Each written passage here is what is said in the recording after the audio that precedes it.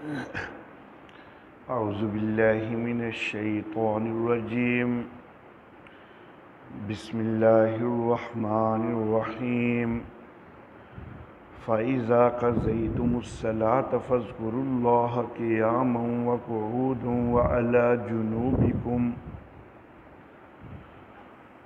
فَإِذَا اطْمَأْنَنْتُمْ فَأَقِيمُوا الصَّلَاةَ إِنَّ الصَّلَاةَ كَانَتْ عَلَى الْمُؤْمِنِينَ كِتَابًا مَوْقُوتًا وَلَا تَهِنُوا فِي ابْتِغَاءِ الْقَوْمِ إِن تَكُونُوا تَعْلَمُونَ فَإِنَّهُمْ يَعْلَمُونَ كَمَا تَعْلَمُونَ وَتَرْجُونَ مِنَ اللَّهِ مَا لَا يَرْجُونَ وَكَانَ اللَّهُ عَلِيمًا حَكِيمًا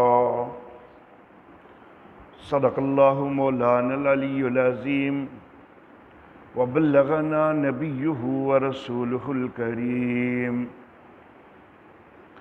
جب پوری کر چکو تم نماز تو یاد کرو اللہ کو کھڑے بھی اور بیٹھے بھی اور اپنی کروٹوں کے بل بھی۔ پس جب تم اطمینان میں ہو تو نماز کو قائم کرو، بے شک نماز ایمان والوں پر فرض ہے وقتوں کے ساتھ، اور نہ سستی کرو قوم کا پیچھا کرنے میں۔ اگر تم کو تکلیف پہنچتی ہے تو بے شک ان کو بھی تکلیف پہنچتی ہے جیسا کہ تمہیں تکلیف پہنچتی ہے، اور تم تو امید رکھتے ہو اللہ سے جس کی وہ امید کوئی نہیں رکھتے، اور اللہ جاننے والا حکمت والا ہے۔ محترم احباب، سورۃ النساء کے دوسرے حصے میں 7ویں حکم سلطانی کا تذکرہ چل رہا ہے، جس کے اندر مسافر کی اور خوف کی نماز کا اس سے پہلے ذکر ہوا ہے۔ اب اللہ رب العزت یہ ارشاد فرما رہے ہیں کہ فَإِذَا قَضَيْتُمُ الصَّلَاةَ فَاذْكُرُوا اللَّهَ قِيَامًا وَقُعُودًا وَعَلَى جُنُوبِكُمْ۔ صلاۃ الخوف کا تذکرہ ہے پہلے، اور فرمایا کہ جب یہ نماز تم پوری کر چکو، فارغ ہو چکو صلاۃ الخوف سے، تو نماز جو ہے اس کے اندر تو ایک طریقہ باقاعدہ بتلایا کہ 2 گروہ کر دیے جائیں۔ آدھی نماز ایک گروہ امام کے ساتھ پڑھے، آدھی دوسرا گروہ پڑھے، پھر دونوں گروہ باقی اپنی آدھی آدھی پوری کر لیں۔ لیکن جس وقت نماز پڑھ چکے تو باقی جو اللہ کا ذکر ہے تو اس کے اندر تو اس طرح کی کوئی قید نہیں ہے، تو کھڑے ہو تب بھی اللہ کا ذکر کرو، بیٹھے ہو تب بھی اللہ کا ذکر کرو، کروٹوں کے بل لیٹے ہو تب بھی اللہ کا ذکر کرو۔ اس میں تو کوئی تقسیم نہیں ہے گروہ وغیرہ بنانے کی، وہ تو دل میں ذکر کرنا ہے، وہ کرتے رہو۔ یہاں پر جو خاص طور پر اللہ کے ذکر کا فرمایا ہے تو اس کی مختلف حکمتیں ہو سکتی ہیں۔ اس حکمت کی وجہ سے بھی یہ بات فرمائی گئی کہ چونکہ جنگ کا عالم ہے، جنگ کی حالت ہے، دشمن کا خوف ہے، ایسا خوف کہ نماز بھی ایک جماعت کے ساتھ سارا گروہ اکٹھا نہیں پڑھ سکا، 2 گروہ کرنے پڑے ہیں۔ گویا کہ نماز کے عام حکم کے اندر بھی تھوڑا تبدیلی کرنی پڑ گئی ہے۔ جب ایسے حالات ہیں تو اللہ کا ذکر کرتے رہنا چاہیے تاکہ اللہ کی مدد شامل حال رہے، تو اس لیے اللہ کے ذکر کی تلقین فرمائی۔ دوسرا یہ بھی حکمت ہو سکتی ہے کہ عام جس طرح نماز کا طریقہ ہے تو یہ نماز اس طریقے سے نہیں پڑھی گئی، بلکہ دو گروہ کر کے پڑھی گئی۔ پھر نماز کے دوران چلا بھی گیا، دشمن کے سامنے بھی جایا گیا، وہاں سے امام کے پیچھے بھی آیا گیا، یہ سارا کچھ ہوتا رہا۔ تو اس سارا کچھ کرنے میں کوئی کمی کوتاہی نہ ہو گئی ہو، جو سلیقہ تھا اس کے مطابق کرنے میں کوئی کمی ہو گئی ہو، کوئی کوتاہی ہو گئی ہو، تو اللہ کا ذکر کرو تاکہ اس کوتاہی کا، اس کمی کا ازالہ ہو جائے۔ تو بہرحال صلاۃ الخوف کے فوراً بعد یہ اللہ کے ذکر کی تلقین فرمائی۔ پھر فرمایا کہ جس وقت تم اطمینان کی حالت میں ہو تو پھر نماز قائم کرو۔ خوف میں بھی نماز تو قائم ہوئی ہے، وہاں پر بھی باقاعدہ جماعت ہوئی ہے، لیکن اب یہاں پر یہ ہے کہ اطمینان میں ہو تو نماز قائم کرو، یعنی پھر عام طریقے کے مطابق نماز قائم کرو۔ پھر یہ صلاۃ الخوف والا طریقہ اطمینان کے دنوں میں یہ نہیں ہوگا۔ اطمینان کے دن آ جائے، جنگ کا خاتمہ ہو جائے، دشمن موجود نہیں ہے سامنے، تو اطمینان کا ماحول ہے، تو پھر جس طرح عام نماز کا طریقہ ہے اس انداز کے مطابق نماز کو قائم کرو۔ ان الصلاۃ کانت علی المؤمنین کتابا موقوتا، بے شک نماز مومنوں کے اوپر وقتوں کے ساتھ فرض کی گئی ہے، یعنی اس کے وقت مقرر ہیں، ان وقتوں کا لحاظ کر کے نماز پڑھنی چاہیے۔ کوئی نماز اپنے وقت سے پہلے یا اپنے وقت سے بعد میں نہیں پڑھنی چاہیے۔ اس کے متعلق تھوڑی تفصیلی بات جو ہے وہ میں انشاءاللہ ابھی اگلی آیت مبارکہ کا تھوڑا سا ذکر کر کے اس کے بعد انشاءاللہ اس پہ تھوڑی سی بات میں مزید کرتا ہوں۔ وَلَا تَهِنُوا فِي ابْتِغَاءِ الْقَوْمِ، قوم کا پیچھا کرنے میں کوئی سستی نہ کرو، ان کا تعاقب کرنے میں کوئی سستی نہ کرو۔ ان تکونوا تعلمون، اگر تمہیں کوئی علم پہنچتا ہے، تمہیں کوئی تکلیف پہنچتی ہے، تو دیکھو نا وہ کافر جو جنگ میں آتے ہیں تکلیف تو ان کو بھی پہنچتی ہے نا، لیکن وہ کافر ہوتے ہوئے بھی تکلیفیں برداشت کرتے ہیں اور تکلیفیں برداشت کر کے تمہارے خلاف جنگ کرتے ہیں، تو پھر تمہیں بھی تکلیف اگر پہنچتی ہے تو تم نے تو اللہ کی رضا کے لیے کرنا ہے، تمہیں تو اللہ کی طرف سے اس اجر کی امید ہے جو ان کافروں کو کسی اجر کی امید بھی کوئی نہیں، تو وہ اجر کی امید بھی ان کو کوئی نہیں، ان کو اجر ملنا بھی کوئی نہیں، پھر بھی صرف اپنی عصبیت کی وجہ سے، اپنے تعصب کی وجہ سے وہ تمہارے خلاف تکلیفیں برداشت کر کر کے بھی لڑتے ہیں، تو تمہیں تو اللہ سے اجر بھی ملنا ہے، تمہیں تو اس کی امید ہے، تو تمہیں تو، اور تم نے تو لڑنا بھی حق کے لیے ہے، تو پھر تمہیں بھی کچھ تکلیف آ جائے تو تکلیف برداشت کرنی چاہیے، لیکن دشمن کا تعاقب وغیرہ کرنے میں کوئی سستی نہیں کرنی چاہیے۔ وَقَانَ اللَّهُ عَلِيمًا حَكِيمًا، اور اللہ جاننے والا، حکمت والا ہے۔ میں نے عرض کیا تھا کہ میں تھوڑی سی بات ان الصلاۃ کانت علی المؤمنین کتابا موقوتا اس کے متعلق میں ابھی انشاءاللہ کرتا ہوں۔ دور حاضر میں کچھ احباب ہمارے وہ معمولی سی بھی بارش ہو جائے تو وہ ظہر اور عصر کو کبھی ظہر کے وقت کے اندر جمع کر لیتے ہیں، کبھی عصر کے وقت میں جمع کر لیتے ہیں۔ اسی طرح بارش ہے، سفر ہے، تو مغرب کو اور عشاء کو کبھی مغرب کے وقت میں جمع کر لیتے ہیں، کبھی مغرب اور عشاء کو عشاء کے وقت میں جمع کر لیتے ہیں۔ بارش کے دوران، سفر کے دوران دو نمازوں کو جمع کرنا جائز ضرور ہے، لیکن جائز کس طرح ہے اس کا خیال نہیں کیا جاتا۔ بیماری کے دوران بھی جائز ہے، بارش کے دوران بھی، سفر کے دوران بھی، لیکن یہ دیکھنا ہوگا کہ کس طرح جائز ہے۔ جمع جو ہے اس کی دو صورتیں ہوتی ہیں۔ ایک ہے جمع حقیقی اور ایک ہے جمع سوری۔ جمع حقیقی یہ ہے کہ ظہر اور عصر کو صرف ظہر کے وقت کے اندر ہی جمع کر لیا جائے، دونوں نمازیں، ابھی عصر کا وقت ہوا ہی نہیں، دونوں نمازیں ظہر میں پڑھ لی جائیں، یہ جمع حقیقی ہے۔ یا پھر دونوں نمازیں ظہر کی جان بوجھ کے قضا کر لی جائے اور دونوں نمازیں عصر میں پڑھی جائیں، تو یہ بھی جمع حقیقی ہے۔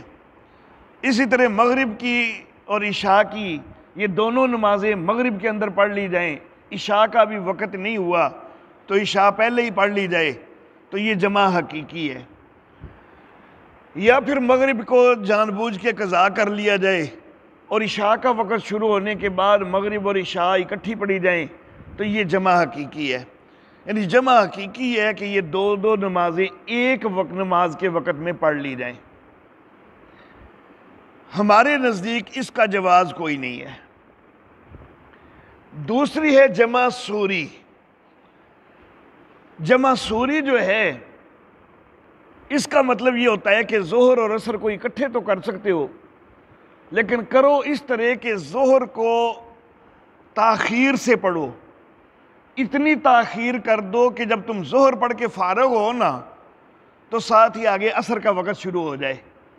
تو چونکہ ظہر پڑھ کے آپ فارغ ہو چکے ہیں، وہ ظہر کے وقت میں ہی پڑھی ہے، لیکن ساتھ ہی عصر کا وقت شروع ہو گیا ہے، تو اب آپ عصر بھی پڑھ لو۔ عملی طور پر یہ دونوں نمازیں اکٹھی پڑھی گئیں، ایک ہی وقت میں پڑھی گئی ہیں، لیکن ظہر وقت ظہر میں پڑھی گئی ہے، عصر وقت عصر میں پڑھی گئی ہے۔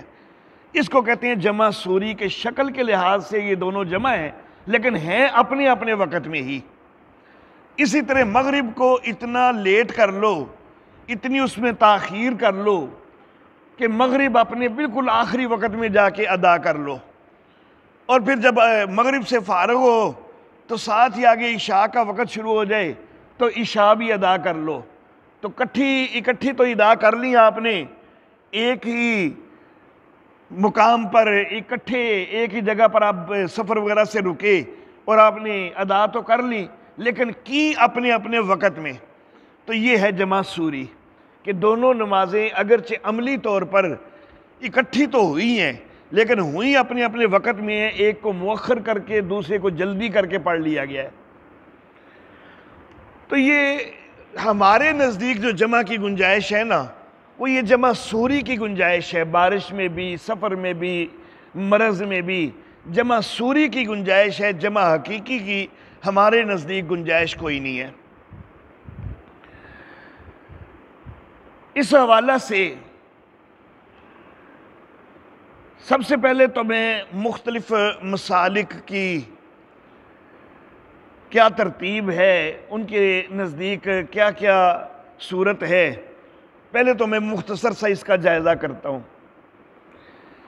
بغیر عذر کے، نہ بارش ہے، نہ سفر ہے، نہ مرض ہے، بغیر عذر کے جمع حقیقی کرنا، اس کا تو کوئی بھی قائل نہیں ہے، نہ حنفی قائل ہے، نہ مالکی، نہ شافعی، نہ حنبلی، نہ ہمارے اہل حدیث احباب، کہ عذر کوئی بھی نہ ہو اور پھر جمع حقیقی کر لینا، اس کا کوئی بھی قائل نہیں ہے۔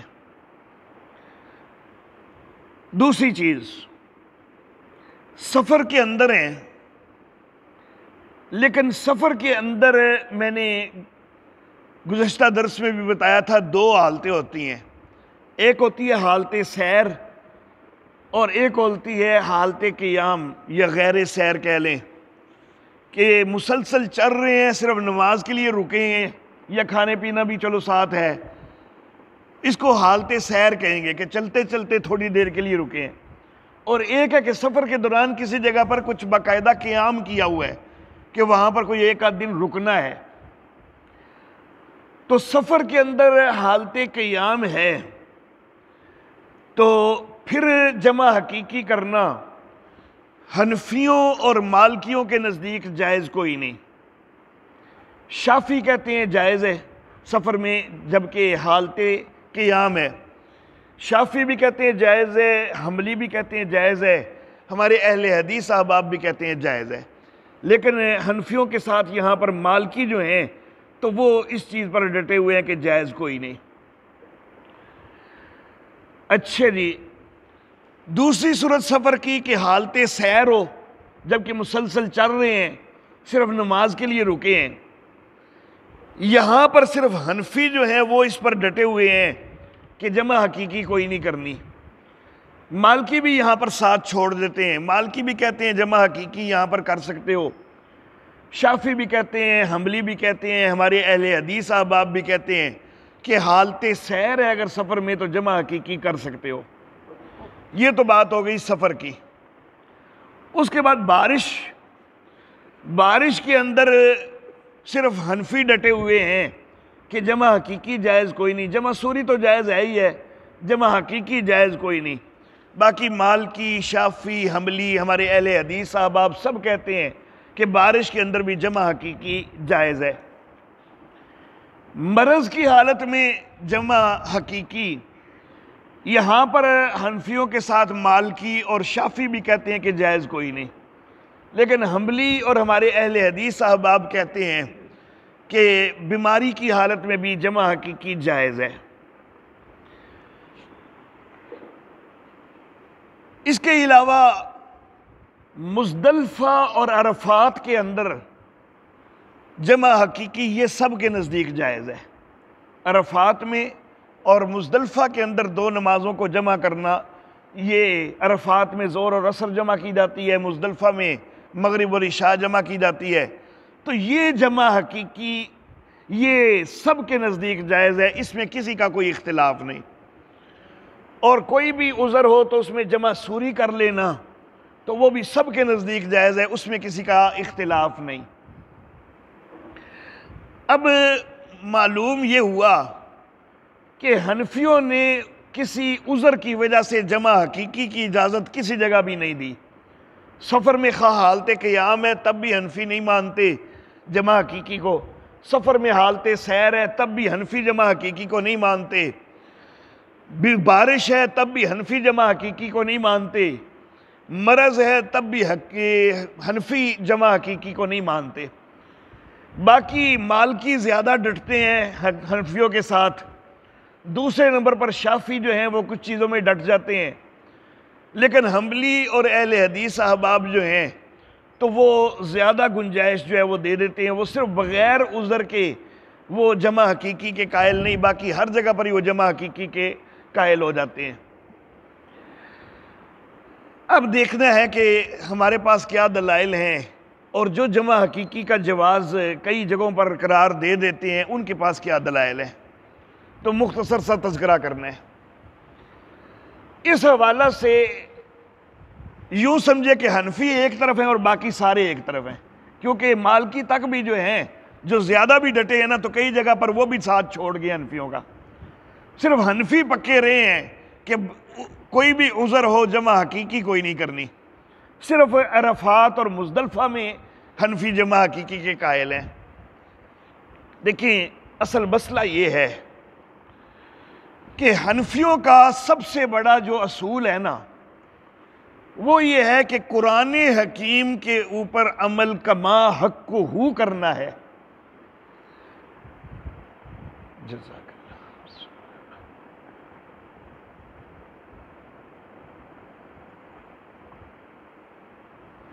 جو چیز قرآن حکیم کے اندر بیان ہو گئی نا اس کے اندر گنجائش یا تو قرآن ہی کی کسی دوسری آیت سے مل سکتی ہے یا پھر حدیث ایسی ہو جو متواتر کے درجے کی ہو، کیونکہ حدیث متواتر جو ہے وہ قطعی اور یقینی ہے، حدیث خبر واحد جو ہے وہ ظنی ہے، وہ قطعی اور یقینی کوئی نہیں ہے، اور قرآن تو قطعی ہے۔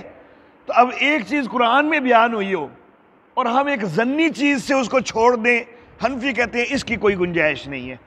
حدیث خبر واحد صحیح بھی ہونا تو وہ پھر بھی ظنی ہے، تو جب ظنی چیز ہے دوسری طرف قرآن کا قطعی حکم ہے تو قرآن کے قطعی حکم کو چھوڑنا ظنی چیز کے ساتھ، یہ ہم حنفیوں کے نزدیک اس کی کوئی گنجائش نہیں ہے۔ تو حنفیوں کا یہ جو اصول ہے نا یہ حنفیوں کو ڈٹا دیتا ہے اس چیز کے اوپر کہ جمع سوری کر لو، جمع حقیقی کوئی نہیں کرنی۔ عرفات کے اندر جو جمع حقیقی کے حنفی قائل ہیں نا، وہ اس لیے کہ وہ متواتر حدیث سے ثابت ہے۔ مزدلفہ کے اندر جو جمع حقیقی کے قائل ہیں وہ بھی متواتر حدیث سے ثابت ہے۔ باقی بارش کے اندر جمع کرنا تو اس کے لیے جتنی حدیثیں وہ خبر واحد کی حیثیت رکھتی ہیں، متواتر کوئی نہیں ہے۔ بیماری کے اندر جمع کرنا، سفر کے اندر جمع کرنا، خبر واحد حدیثیں ہیں، کوئی ایک متواتر حدیث بھی نہ بارش کے حوالہ سے، نہ سفر کے حوالہ سے، نہ مرض کے حوالہ سے کوئی متواتر حدیث جمع کی کوئی نہیں ہے۔ جتنی حدیثیں ساری خبر واحد ہیں، اور پھر کچھ تو ہیں بھی ضعیف۔ تو خبر واحد تو صحیح بھی ہو نا، تو تب بھی قرآن کے حکم کے اندر تبدیلی کوئی نہیں ہو سکتی، کیونکہ امت کا اس کے اوپر اتفاق ہے، اجماع ہے کہ خبر واحد جو ہوتی ہے نا وہ ظنی چیز ہوتی ہے، وہ قطعی اور یقینی چیز کوئی نہیں ہوتی۔ اور قرآن حکیم کے قطعی اور یقینی ہونے میں تو کسی کو اشکال ہو ہی نہیں سکتا۔ تو جو چیز قرآن کے قطعی حکم سے ثابت ہو، اس کو ظنی چیز سے اس کے اندر گنجائشیں نکالنا، اس کو تبدیل کرنا، اس کی قطعاً کوئی گنجائش نہیں ہے۔ دیکھیں موضع اور جرابے پر جو مسئلہ ہے نا، مسح کا مسئلہ جو، تو وہاں پر بھی یہی معاملہ ہے کہ قرآن نے پاؤں کو دھونے کا جب حکم دیا ہے تو پھر گنجائش موضع میں تو نکل سکتی ہے کیونکہ وہاں پر حدیث ہے متواتر، لیکن جراب کا مسح جو ہے اس کی حدیث کوئی متواتر نہیں ہے، وہ ساری جو ہیں وہ خبر واحد حدیثیں ہیں، اور ان کے اندر ضعف بھی پایا جاتا ہے۔ تو ہم کہتے ہیں کہ قرآن کے حکم کے مقابلہ میں ایک خبر واحد کے اوپر عمل کرنا، یہ قرآن حکیم کے اوپر جو عمل کا حق تھا اس کو ادا کرنے سے خلاف کوتاہی ہو جاتی ہے اس میں۔ اللہ اللہ۔ تو احناف کی دلیلیں قرآن حکیم سے ہیں۔ سب سے پہلی اور اہم ترین دلیل جو ہے وہ یہ ہے، ان الصلاۃ کانت علی المؤمنین کتابا موقوتا، بے شک نماز مومنوں کے اوپر وقتوں کے ساتھ فرض کی گئی ہے۔ جس چیز کو اللہ نے خود کہا ہے کہ یہ وقتوں کے ساتھ فرض کی گئی ہے، تو گویا کہ ان کے وقتوں کا خیال کرنا بھی فرض ہے۔ تو پھر عرفات اور مزدلفہ میں تو چلو متواتر حدیث سے ثابت ہو گیا نا وقت کا خلاف کرنا، تو وہ تو متواتر حدیث تو ہوتی ہے قطعی، اس سے تو جو ہے وہ گنجائش مل جاتی ہے، لیکن باقی جگہوں پر گنجائش کوئی نہیں ملے گی، کیونکہ کسی اور جگہ پر متواتر حدیث کوئی نہیں ہے۔ حنفیوں کی دوسری دلیل سورہ ماعون کے اندر اللہ رب العزت فرماتے ہیں فویل للمصلین، ہلاکت ہے نمازیوں کے لیے۔ کون سے نمازی؟ الذین ہم عن صلاتہم ساہون، کہ جو اپنی نمازوں کے اندر سستی کرنے لگ جاتے ہیں۔ تھوڑی سی بارش آ گئی تو وقتوں کا خیال کوئی نہ کیا، تو یہ نماز کے اندر سستی ہے۔ خاص طور پر پہلی نماز کو جان بوجھ کے قضا کر دینا اور اگلی نماز کے وقت میں جا کے پڑھنا، تو یہ تو بہت زیادہ سستی ہے۔ تو اللہ رب العزت نے نمازوں کے اندر سستی کرنے والوں کے لیے ہلاکت کا لفظ استعمال کیا ہے۔ تو پھر نماز کو اپنے وقت کے اندر ادا کرنا، یہی اس کا حق ہے، اسی کے مطابق ادا کرنی چاہیے۔ ایسا نہ ہو کہ اللہ رب العزت کی جو یہ تنبیہ ہے اور اللہ رب العزت کی طرف سے یہ شدید جو لفظ استعمال ہوئے ہیں کہیں ان کا مصداق نہ بن جائیں۔ سورۃ البقرہ کی آیت نمبر 238 کے اندر اللہ فرماتے ہیں کہ حافظوا علی الصلوات والصلاۃ الوسطی، نمازوں کی حفاظت کرو۔ اور حفاظت کیا ہے؟ ظاہر بات ہے کہ یہ تو کوئی حفاظت نہیں کہ جس وقت دل کرے تو اس کو نماز پڑھ لو، ابھی وقت نہ بھی ہوا تو نماز پڑھ لو، یہ کوئی حفاظت تو کوئی نہیں۔ حفاظت تو یہ ہے کہ جب جب وقت آئے تو اس کو پڑھو، اور درمیانی نماز کی بھی حفاظت کرو۔ اب دیکھیں فجر کا وقت نہیں ہوا، فجر کا وقت نہیں ہوا، کوئی فجر پڑھ لے گا، کیا وہ نماز ہو جائے گی؟ کسی کے نزدیک بھی وہ نماز کوئی نہیں ہوگی، بلکہ کہیں گے کہ نہیں جی جب فجر کا وقت شروع ہو دوبارہ پڑھ تو۔ ظہر کا وقت نہیں ہوا، ابھی وقت نہیں ہوا، نماز پڑھ لی ہے، کسی کے نزدیک ظہر کی نماز کوئی نہیں ہوئی۔ یہی کہیں گے، سب کہیں گے، جو جمع حقیقی کے قائلین ہیں وہ بھی یہی کہیں گے کہ نہیں جی ظہر کی نماز وقت سے پہلے پڑھ لی ہے تو وہ کوئی نہیں ہوگی، وقت آئے گا تو دوبارہ پڑھنی پڑے گی۔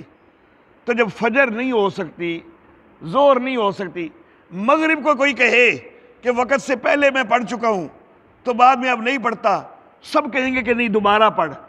تو جب فجر نہیں ہو سکتی وقت سے پہلے، مغرب نہیں ہو سکتی، ظہر نہیں ہو سکتی، عصر اور عشاء کیسے ہو جاتی ہیں؟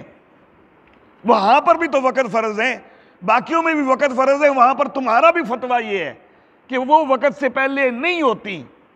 تو جب وہ وقت سے پہلے نہیں ہوتی تو پھر عصر کیسے ہو جاتی ہے ظہر کے وقت میں؟ عشاء کیسے ہو جاتی ہے مغرب کے وقت میں؟ یہ دو نمازیں وقتوں سے پہلے کیسے جائز ہو گئیں؟ اسی طرح اگر کوئی کہے کہ میں فجر کو جان بوجھ کے قضا کر لیتا ہوں، میں ظہر کے ساتھ پڑھ لوں، سارے کہیں گے گناہ گار ہے، گناہ کر رہا ہے، جان بوجھ کے اس نے قضا کی ہے، گناہ کر رہا ہے۔ عصر کو وہ کہے جان بوجھ کے میں قضا کر لیتا ہوں تو میں مغرب کے ساتھ پڑھ لوں گا، تمہارا حقیقی کے قائلین کا بھی فتویٰ ہے کہ گناہ کر رہا ہے، جان بوجھ کے نہیں لیٹ کرنی چاہیے، وقت کے اندر پڑھنی چاہیے۔ عشاء کو کوئی کہے کہ میں جان بوجھ کے قضا کر لوں، فجر کے ساتھ ہی پڑھ لوں گا، سب کہیں گے گناہ کر لے۔ تو جب فجر کو جان بوجھ کے مؤخر کرنا گناہ ہے، عصر کو جان بوجھ کے مؤخر کرنا گناہ ہے، عشاء کو جان بوجھ کے مؤخر کرنا گناہ ہے، وقت سے ہٹانا گناہ ہے، تو ظہر کو جان بوجھ کے اتنی تاخیر کرنا کہ اس کو قضا کر کے عصر میں پڑھنا، یہ کیسے گناہ نہیں ہے؟ یا مغرب کو اتنا جان بوجھ کے تاخیر کر دینا کہ جا کے عشاء کے وقت میں پڑھنا، تو یہ کیسے گناہ نہیں ہے؟ اصول تو ایک ہی رکھو نا ہر جگہ پہ، 3 نمازوں میں اصول اور ہیں تو 2 نمازوں میں اصول اور کیوں ہوگے؟ اللہ اللہ۔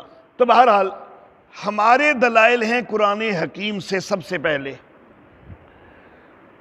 اس کے بعد حضرت عبداللہ ابن مسعود رضی اللہ تعالیٰ عنہ سے روایت صحیح بخاری کے اندر بھی، صحیح مسلم کے اندر بھی، یعنی متفق علیہ روایت، ما رأیت النبی صلی اللہ علیہ وآلہ وسلم صلی صلاۃ غیر میقاتھا۔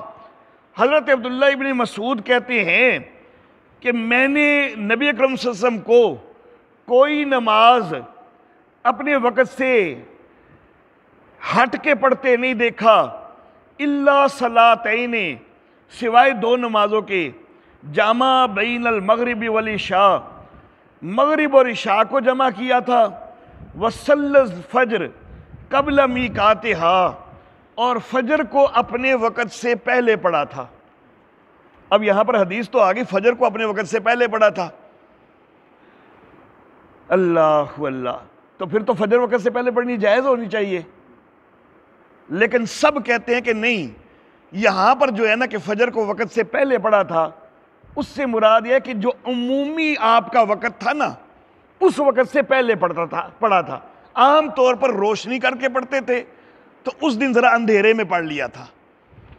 جس دن جو ہے جس دن وہ ایک صحابی آئے تھے یہ معلوم کرنے کے لیے کہ نمازوں کے اوقات کیا کیا ہیں، تو نبی صلی اللہ علیہ وسلم نے کہا کہ 2 دن ادھر رکو نا تو میرے اوقات دیکھ لو، تو اس دن فجر کو بڑا جلدی پڑھ لیا تھا، عام وقت سے پہلے۔ تو یہ مراد ہے، یہ نہیں کہ فجر کا وقت ہی نہیں شروع ہوا تھا، تو عام وقت سے پہلے بڑا جلدی پڑھ لیا تھا، عام طور پر روشنی کر کے پڑھتے تھے۔ تو حضرت عبداللہ ابن مسعود کہتے ہیں کہ میں نے نہیں دیکھا نبی اکرم صلی اللہ علیہ وسلم کو جمع کرتے ہوئے، مگر صرف مغرب اور عشاء کو جمع کیا اور فجر کو وقت سے پہلے پڑھ لیا۔ تو فجر کو وقت سے پہلے پڑھ لیا سے مراد سب کے نزدیک یہی ہے کہ جو عمومی وقت تھا اس سے کچھ پہلے پڑھ لیا، یہ نہیں کہ وقت شروع ہی نہیں ہوا۔ تو پھر مغرب اور عشاء کو جو جمع کیا تو وہ بھی اپنے اپنے وقت میں ہی جمع کیا یقیناً۔ جب فجر کے اندر باقاعدہ حدیث میں لفظ ہیں قبل میقاتھا، اس کے باوجود کوئی قبل میقات ماننے کے لیے تیار کوئی نہیں، وقت سے پہلے ماننے کے لیے تیار کوئی نہیں، تو پھر مغرب اور عشاء، اور یا پھر یہ مزدلفہ کی مغرب اور عشاء ہے کہ جو حضرت عبداللہ ابن مسعود نے اکٹھی دیکھی ہے۔ اچھا جی، تو حضرت عبداللہ ابن مسعود کے لفظ کہ میں نے کبھی بھی نبی صلی اللہ علیہ وسلم کو وقت سے ہٹ کے نماز پڑھتے نہیں دیکھا، تو یہ ہماری دلیل بنتی ہے۔ حضرت ابو قتادہ رضی اللہ تعالیٰ عنہ سے روایت کہ نبی اکرم صلی اللہ علیہ وسلم نے فرمایا کہ لیس فی النوم تفریط انما التفریط فی الیقظۃ بأن یؤخر الصلاۃ الی وقت اخری۔ نبی اکرم صلی اللہ علیہ وسلم نے فرمایا کہ نیند کے اندر کوئی کوتاہی نہیں ہے، نیند کے اندر بندے کی نماز اگر رہ گئی ہے نا تو اس کو کوتاہی نہیں شمار کیا جائے گا، کیونکہ اس بیچارے کو پتہ ہی کوئی نہیں، سویا ہوا ہے تو قضا ہو گئی ہے۔ لیکن بیداری کے اندر کوتاہی ہوتی ہے۔ کس طرح کوتاہی ہوتی ہے؟ کہ نماز کو اپنے وقت سے ہٹا کے اگلے وقت تک لے جایا جائے، یہ کوتاہی ہوتی ہے۔ تو نبی اکرم صلی اللہ علیہ وسلم اس کو کوتاہی فرما رہے ہیں۔ اللہ واللہ۔ اب ہمارے جو احباب جمع حقیقی کے قائل ہیں، حضرت عبداللہ ابن عباس سے روایت ہے صحیح مسلم کے اندر، اس کو وہ دلیل بناتے ہیں کہ رسول اللہ صلی اللہ علیہ وسلم نے جمع بین الصلاۃ فی سفرۃ سافرہا فی غزوۃ تبوک فجمع بین الظہر والعصر والمغرب والعشاء، کہ اس غزوہ تبوک کے سفر میں نبی اکرم صلی اللہ علیہ وسلم نے ظہر اور عصر کو بھی اکٹھا کیا اور مغرب اور عشاء کو بھی اکٹھا کیا۔ تو اس کو وہ دلیل بناتے ہیں۔ ہم کہتے ہیں کہ ہم اس کو کون سا نہیں مان رہے، ہم کہہ رہے ہیں کہ ٹھیک ہے مغرب کو آخر وقت میں لے جائیں، عشاء کو جلدی پڑھ لیں، ظہر کو آخر وقت میں لے جائیں، عصر کو جلدی پڑھ لیں، اکٹھا پڑھ لیا ہے۔ تو جمع سوری یہاں پر ثابت ہوتی ہے، جمع حقیقی ثابت کوئی نہیں ہوتی۔ تبوک کے حوالے سے جتنی روایتیں ہیں ان کے اندر جمع سوری ہی ثابت ہوتی ہے۔ حضرت معاذ بن جبل رضی اللہ تعالیٰ عنہ سے تبوک کے حوالے سے ایک روایت ہے جس کے اندر جو ہے وہ کچھ لفظ اس طرح کے ہیں کہ جس وقت جو ہے وہ نبی اکرم صلی اللہ علیہ وسلم کوچ کر رہے ہوتے اور سورج جو ہے وہ ڈھلنے سے پہلے کا وقت ہوتا تو پھر ظہر کو مؤخر کر لیتے یہاں تک کہ اس کو عصر کے ساتھ جمع کر لیتے، اور اگر سورج ڈھلنے کے بعد نکلتے تو ظہر اور عصر دونوں پڑھ کے تو پھر نکلتے۔ تو اس میں بظاہر لگ رہا ہے کہ عصر بھی جو ہے وہ پہلے پڑھ لیتے، لیکن یہ سنن نبی داود کی جو روایت ہے یہ انتہائی ضعیف روایت ہے۔ خود امام ابو داود رحمہ اللہ اس روایت کو نقل کرنے کے بعد لکھتے ہیں کہ لم یروی ھذا الحدیث الا قتیبۃ وحدہ، اس کو سوائے قتیبہ نے اور کسی سے، قتیبہ کے علاوہ اور کسی نے روایت کوئی نہیں کیا۔ وہی اشارۃ الی ضعف ھذا الحدیث، اور یہ اس حدیث کے ضعیف ہونے کی طرف اشارہ ہے۔ امام ترمذی کہتے ہیں کہ حضرت معاذ والی جو روایت ہے حسن غریب ہے، قتیبہ اکیلے اس کو روایت کرتے ہیں، میں نے نہیں دیکھا، ہم نے نہیں دیکھا کسی کو بھی اس کو لیس سے روایت کرتے ہوئے سوائے قتیبہ کے۔ امام حاکم رحمہ اللہ جو کہ کئی ضعیف حدیثوں کو بھی صحیح کہہ دیتے ہیں نا، اس حدیث کو تو انہوں نے بھی ضعیف قرار دیا ہے کہ یہ حدیث ضعیف ہے۔ اچھا جی، خود سنن نبی داود کے اندر حضرت انس رضی اللہ تعالیٰ عنہ سے جب روایت آتی ہے تو اس میں جب سورج ڈھلنے کے بعد کوچ کا ذکر ہے تو صرف ظہر کی نماز پڑھ کے کوچ کا ذکر ہے، عصر کا ساتھ ذکر کوئی نہیں ہے۔ تو بہرحال یہ روایت جو ہے یہ ان کی دلیل نہیں بن سکتی، یہ ضعیف روایت ہے۔ ایک اور دلیل وہ پیش کرتے ہیں فتح الباری کے اندر، کان اذا کان فی سفر فزالت الشمس، کہ جس وقت سفر میں ہوتے تھے تو سورج جب ڈھل جاتا تھا، صلی الظہر والعصر جمیعا ثم ارتحل، تو ظہر اور عصر اکٹھی پڑھ کے پھر کوچ کیا کرتے تھے۔ تو یہ اسماعیلی کی روایت ہے اور اسماعیلی خود اس کو جو ہے وہ معلول قرار دے رہے ہیں۔ امام حاکم رحمہ اللہ جن کے متعلق میں نے ابھی بتلایا کہ وہ حدیث کی صحت کے معاملہ میں ان کا تساہل مشہور ہے کہ کئی ضعیف حدیثوں کو بھی وہ صحیح قرار دے دیتے ہیں، انہوں نے بھی اس کو مستدرک میں نقل کرنے کی جو ہے وہ جرت نہیں کی، بلکہ اس کو اپنی 40 میں ہی نقل کیا، کیونکہ وہ سمجھتے ہیں کہ یہ صحت کے درجے تک کوئی نہیں پہنچتی۔ ہم جمع سوری مراد لیتے ہیں۔ صحیح بخاری کے اندر روایت حضرت عبداللہ ابن عمر سے کہ وہ کہتے ہیں کہ میں نے نبی اکرم صلی اللہ علیہ وسلم کو دیکھا کہ جب سفر کے اندر سیر کی جلدی ہوتی تو مؤخر کرتے مغرب کو یہاں تک کہ اس کو جمع کرتے اور عشاء کو جمع کرتے۔ سالم کہتے ہیں اور عبداللہ ابن عمر بھی یہ کرتے تھے کہ جب ان کو سیر میں جلدی ہوتی تو مغرب کو جو ہے وہ ٹھہر جاتے، پس 3 رکعت پڑھتے مغرب کی اقامت کے ساتھ، پھر سلام پھیرتے، پھر تھوڑا وقفہ کرتے یہاں تک کہ عشاء بھی پڑھتے۔ تو یہ جو تھوڑا وقفہ کرنا تھا نا، تو یہ ثابت کرتا ہے کہ یہ اس لیے کہ یقینی ہو جائے کہ عشاء کا وقت شروع ہو گیا ہے، تو اس لیے تھوڑا سا وقفہ کر کے تو ساتھ ہی عشاء پڑھ لیتے۔ سنن نبی داود کے اندر روایت، حضرت عبداللہ ابن عمر کے مؤذن نے کہا کہ نماز کا وقت ہو گیا ہے، انہوں نے کہا کہ ابھی چلو، یہاں تک کہ شفق غائب ہونے کے جب قریب ہو گئی نا تو پھر اتر کے مغرب پڑھی، پھر تھوڑا سا انتظار کیا اور پھر جب شفق غائب ہو گئی تو عشاء پڑھی۔ تو یہ باقاعدہ جو ہے یہ جمع سوری ہے، جمع حقیقی نہیں ہے، اپنے اپنے وقت میں پڑھی حضرت عبداللہ ابن عمر نے۔ اچھا جی، پھر فرمایا کہ رسول اللہ صلی اللہ علیہ وسلم بھی جب کبھی جلدی ہوتی تھی نا تو ایسے ہی کرتے تھے جیسے میں نے کیا ہے، یعنی جمع سوری کیا کرتے تھے، جمع حقیقی نہیں کرتے تھے۔